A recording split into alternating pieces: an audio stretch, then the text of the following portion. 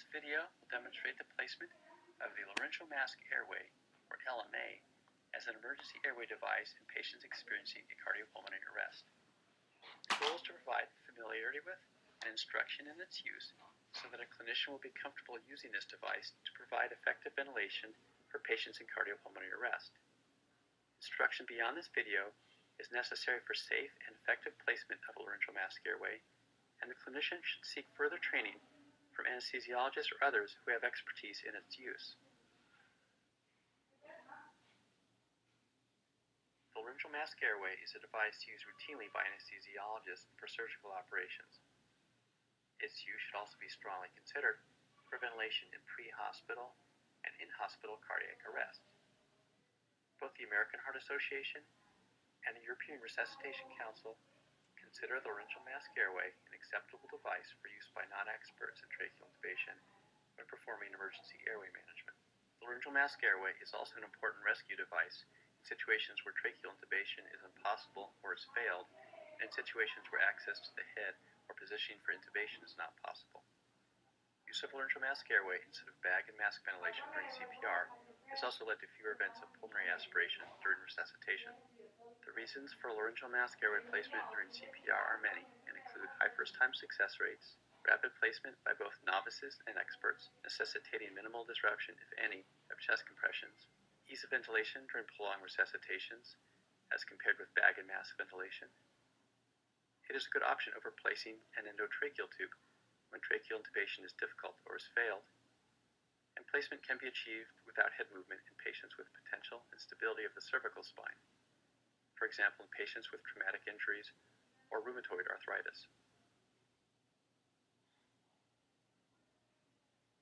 An adult-sized laryngeal mask airway is a flexible breathing tube of approximately 25 centimeters in length with an inflatable bladder or cuff on its distal end. The proximal end has a standard 15 millimeter connector that allows attachment to any ventilation system. Air exchange occurs through the aperture on the distal end of the tube. This illustration shows the identity and location of the tongue, hard palate, epiglottis, esophagus, and laryngeal inlet. Review of these structures is helpful for understanding proper placement and potential difficulties. Unlike oral airways and nasal airways, the laryngeal mask airway bypasses all pharyngeal structures to provide a more direct conduit to the laryngeal inlet. When properly placed, the laryngeal mask airway requires less pressure than bag and mask ventilation to achieve effective ventilation, thus minimizing the risk of gastric insufflation and subsequent pulmonary aspiration. Current laryngeal mask airway models include both straight and pre-curved tube designs and models intended for either single or multiple uses. Some devices include a separate channel for suctioning the stomach, while others are specifically designed to facilitate oral tracheal intubation through the device. Laryngeal mask airways are available in up to 5 pediatric sizes and 3 adult sizes. Typically, your resuscitation committee will decide upon a model and sizes suitable to your patient population.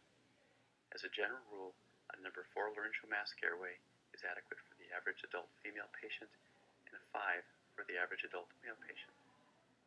You'll need to consult the sizing chart provided by the manufacturer of the device to select the correct size.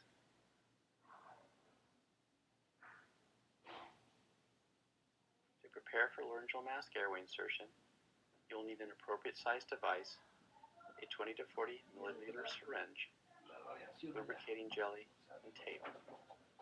Often, laryngeal mask airways come prepackaged with an inflation syringe and a small package of lubricant.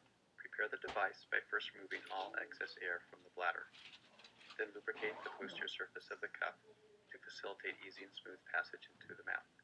The posterior surface is the side opposite where air exchange occurs.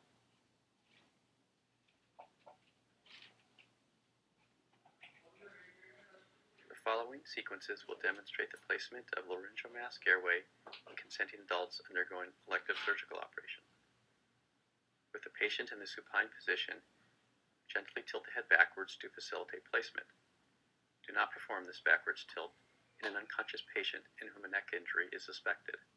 Place a straight laryngeal mask airway, open the mouth as fully as possible, and insert the device into the mouth, directing the posterior cuff against the hard palate. Continue with this motion until you feel the tube's cuff pass behind the tongue completely, and then until you meet resistance. Successful insertion depends on keeping the leading edge flat to prevent the cuff from folding on itself and exerting firm pressure against the hard palate during passage. Inflate the cuff with approximately 30 milliliters of air. During inflation, the shaft of the airway often moves out of the mouth 1 to 2 centimeters as it finds its proper location. The cuff should not be visible when the tube is in the proper position. The final resting position is posterior to the tongue at the laryngeal inlet, as shown in this illustration and in this fiber optic view through the distal end of the device. This cutaway view of the head and neck illustrates the path taken by the laryngeal mask airway during insertion and where it rests following insertion. Key structures are labeled to illustrate the relevant anatomy.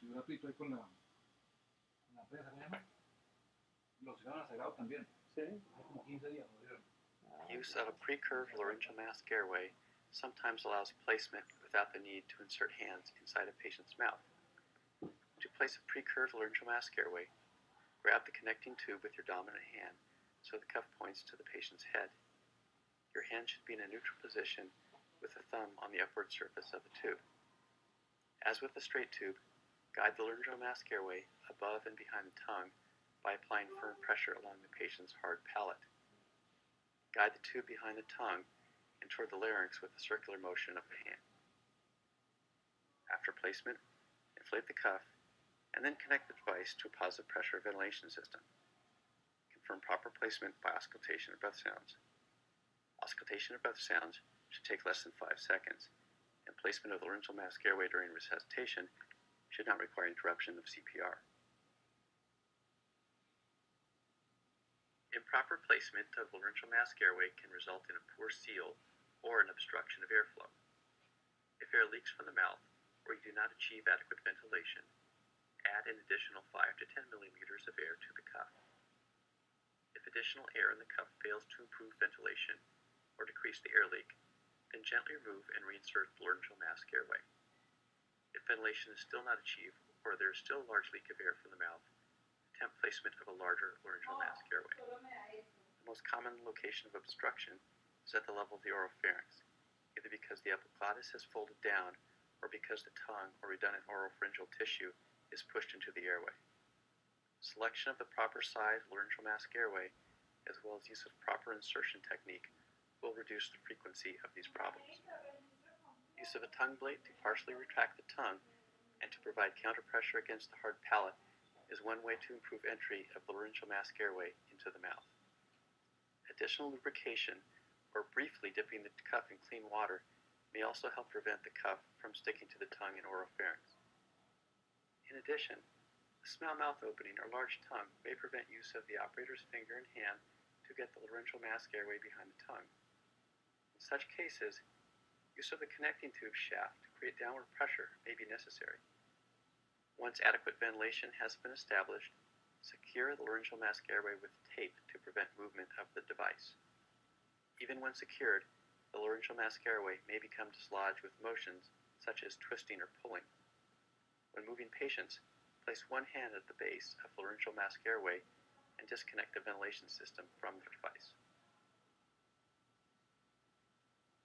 Once the laryngeal mask airway is placed, the adult patient should receive 8 to 10 breaths per minute during continuous chest compressions.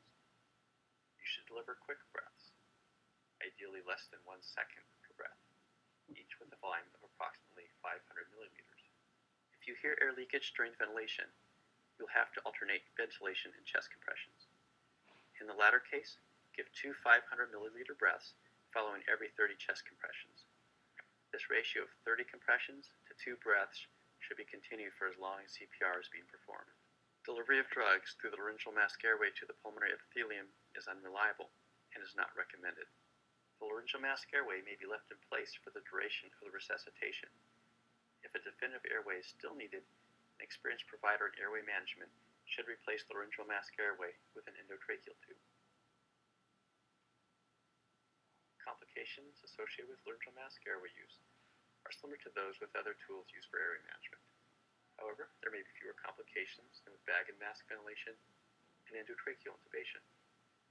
These complications include the potential for upper airway trauma, tooth dislodgement or damage, and the introduction of a large volume of air into the stomach. Despite its numerous advantages for rescue ventilation, the laryngeal mask airway does not provide a secure airway and will not protect against aspiration when the volume of gastric contents is large. It may also be difficult to ventilate a patient with laryngeal mask airway when high airway or thoracic pressures are encountered, for example during vigorous chest compressions, or in obese patients, or patients with parenchymal lung disease. Additional familiarity with the laryngeal mask airway can be gained with practice on a training head model, on a patient simulator, or on real patients in the operating room under the guidance of an anesthesiologist. The laryngeal mask airway provides a fast and effective alternative to tracheal intubation and is used for an increasing number of clinical indications, including ventilation during cardiopulmonary arrest. Laryngeal mask airway placement is usually successful in the initial attempt. Thus, it is an important procedure to learn and practice.